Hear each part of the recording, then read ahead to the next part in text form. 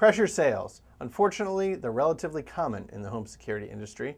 On this week's podcast series, we're going to pull back the covers on some of those pressure sales tactics and find out how you can make a more informed decision. All right, Peter, I'm going to put you on the spot. The home security industry has a bad reputation for pressure sales, doesn't it?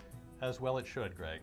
I'm sorry to say that, but there are a lot of companies out there, altogether too many, who are applying pressure in the sales process. And they're doing this with a variety of tactics. It's really unfortunate because ideally they should be listening to the subscriber to find out how they're going to use the system and really what they need in terms of products and services to protect their home and family. And instead, what do they do? Well, there are a couple of really classics. One of them is the kit, where the company will provide a very basic system. It just so happens that when you go to increase this basic kit to what you really need for your home, it gets extremely expensive. Another is time pressure. For instance, you need to buy right now, while we're on the phone, while I'm at your back door. This is a one-time only offer. Right, just for me, right? Just for you. Yeah. Otherwise, sorry, I'm going to your neighbor. Right. And then, so how can consumers protect themselves? When you get that call, or that person is in your house, that this is a one-time only offer just for you, what should you say? You should say, I need time to research this. I need to go online, I need to check out your company, possibly read the contract, and I want to make sure that what I'm getting is really what I need. And you've told me in the past, too, that they'll get even go so far as to alienate or insult the consumer, right? Yeah, this is really remarkable. We've had some of our customers tell us that in conversations with some of these other companies, when someone says, gee, I'd like some more time, perhaps read some reviews, talk to my wife, they've had someone say to them, gee, do you have to check with your wife for everything? Yes. Hard to believe, but... It's unreal. I guess the real shame is that sometimes that works.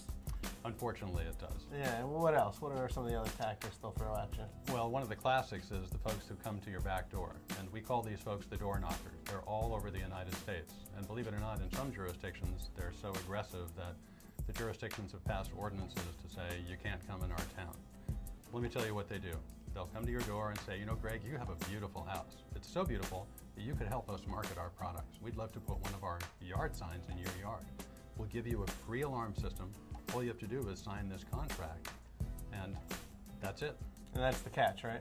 And that is the catch, because you're committed to paying usually overstated rates for services that are less than you should be getting. How do they get away with this stuff? Well, they're young, and people want to help them out, and they're very aggressive.